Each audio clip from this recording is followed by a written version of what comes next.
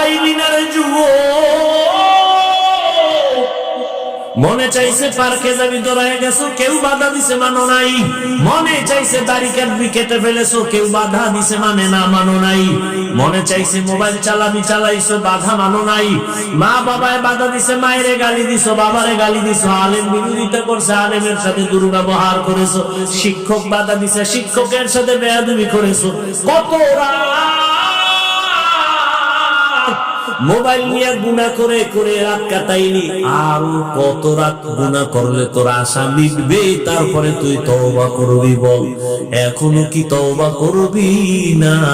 মনে মনে কত শখ ছিল, জাহান্নামের বাগানে যাবি, পার্কে যাবি, মেয়েদের নিয়ে আড্ডা দিবি, নাচ গান করবি, কত শখ জীবনে মিটাইলি।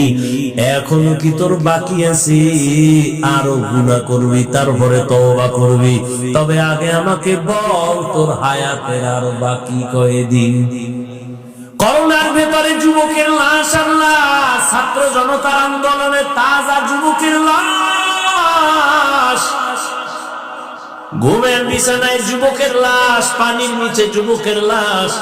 আমাদের বরিশাল রোডটার মধ্যে এমন একটা দিন নেই অ্যাক্সিডেন্ট হয় না। আর যুবকদের জন্য নতুন ভাবে মরণের আর এক ফাঁদের নাম হলো মোটর সাইকেল, বাইক।